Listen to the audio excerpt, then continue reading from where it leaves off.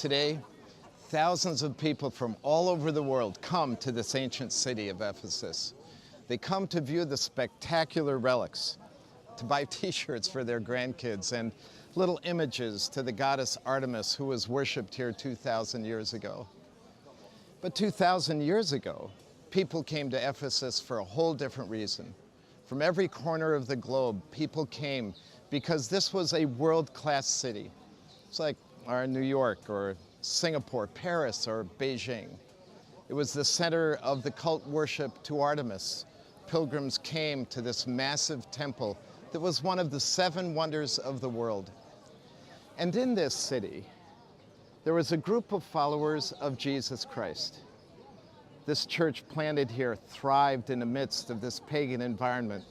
Headliners like Paul were here for 2.5 years, the Apostle John and Timothy.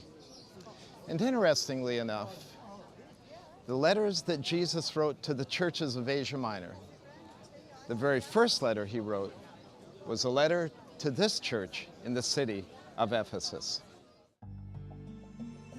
What you see, write in a book and send it to the 7 churches which are in Asia, to Ephesus, to Smyrna, to Pergamos, to Thyatira, to Sardis, to Philadelphia, and to Laodicea.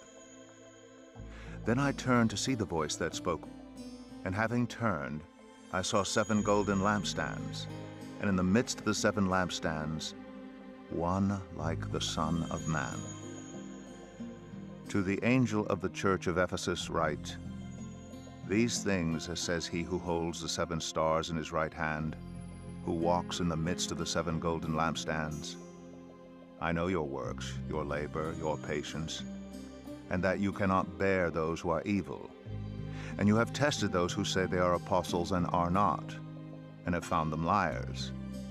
And you have persevered and have patience, and have labored for my name's sake, and have not become weary.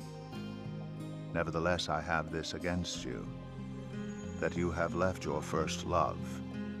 Remember, therefore, from where you have fallen, repent and do the first works. I will come to you quickly and remove your lampstand from its place, unless you repent. But this you have, that you hate the deeds of the Nicolaitans, which I also hate. He who has an ear, let him hear what the Spirit says to the churches. To him who overcomes, I will give to eat from the tree of life, which is in the midst of the paradise of God. These are the kinds of spectacular ruins that tourists come from all over the world to see.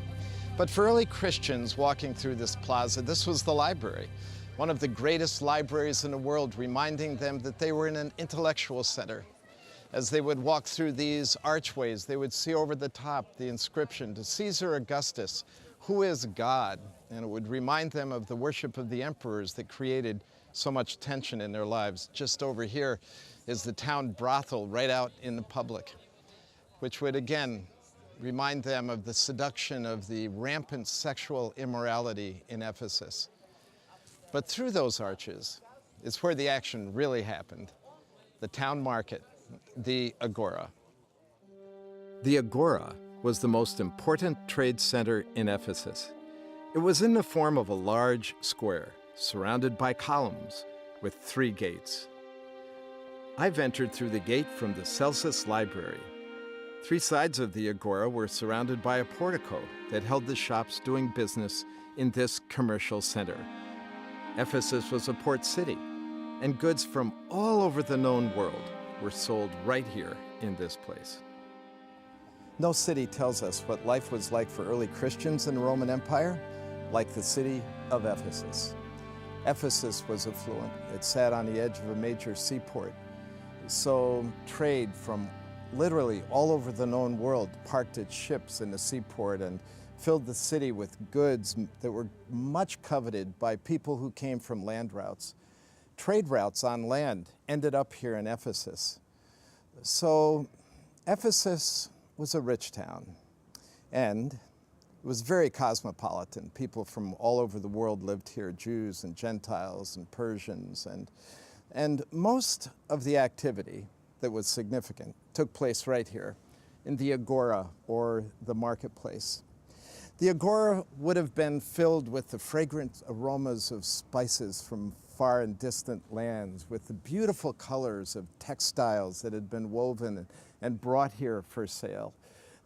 People would gather here socially. I mean, this was like a mall on steroids, really. This was the center of life in Ephesus and the center of life in most cities in the Roman Empire. And so what would happen here would be largely determinative of the social interactions and status of early Christians. Of course, one challenge was that at the entrance to the agora was an incense burner. In order to enter the agora on good terms, you had to take a little incense as an act of loyalty to the emperor, who claimed to be Lord, and drop it in the incense burners. Christians struggled with that. It was tough to navigate that. To be shut out of the agora meant to be shut out of so much of life. But that was the challenge for them.